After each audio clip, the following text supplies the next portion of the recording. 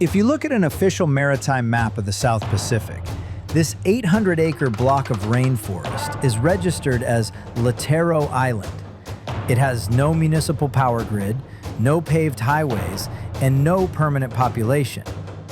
This land doesn't belong to a traditional real estate developer. It belongs to a global network of tech investors who renamed it Satoshi Island. Here, your passport isn't issued by a government. It's an NFT minted on the Ethereum blockchain. The land isn't divided by traditional deeds, but by tokenized smart contracts. And the goal is radical: to build the world's first physical, sovereign sanctuary run entirely by code.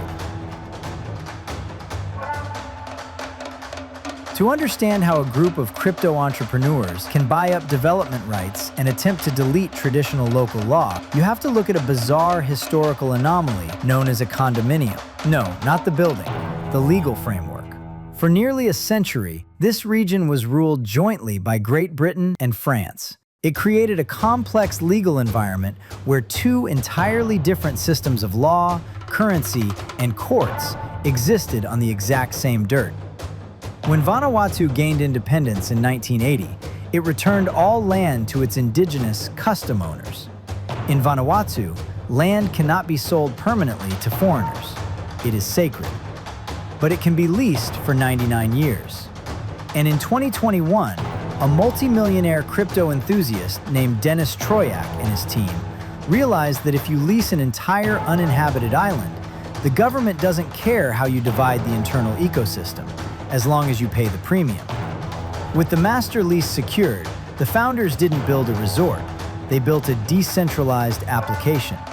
They divided the island's terrain into 21,000 individual land blocks, selling them exclusively as land NFTs.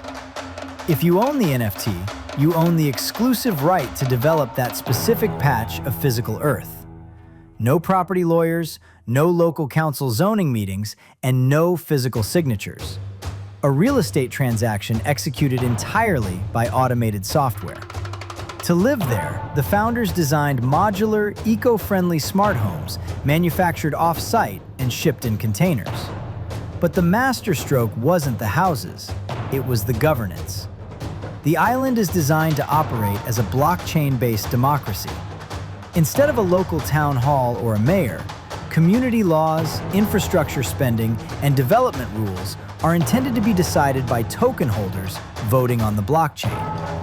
Direct democracy, completely digitized, sitting in the middle of a tropical rainforest. It sounds like a flawless libertarian utopia, but code is clean, reality is messy. Just as Satoshi Island prepared to develop its physical accommodations, the global crypto market suffered an apocalyptic collapse. The value of digital assets plummeted, capital dried up, and the founders hit a massive geopolitical wall: international regulatory law. While the project moved forward with local approvals, the founders had to issue an explicit disclaimer. Satoshi Island citizenship NFTs have absolutely no relation to official citizenship of Vanuatu. A blockchain can validate an asset token, but it cannot force an international border agency to grant you entry without a legally recognized sovereign passport. Satoshi Island remains an active, ongoing experiment, a surreal window into what happens when the digital structures of Web3 collide directly with the rigid, physical borders of global nation-states. It is a blueprint of a new era where independent networks are trying to mint entirely new societies from scratch. But this is just one node in a rapidly changing global grid. In our next breakdown, we travel to Central America, where a sovereign nation is attempting to anchor its entire economy to a volcano. Hit subscribe to stay connected to the Nexus Protocol.